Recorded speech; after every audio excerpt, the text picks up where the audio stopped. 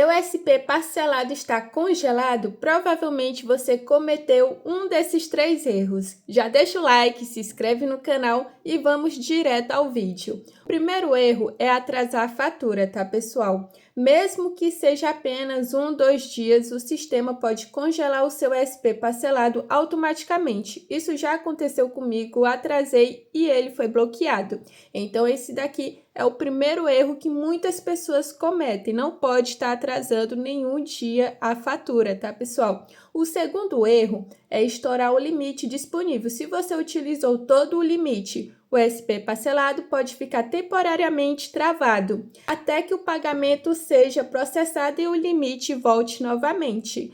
Então, é só você estar aguardando aí que em breve o limite vai estar voltando, beleza, pessoal? Não é tão rápido assim, você tem que aguardar.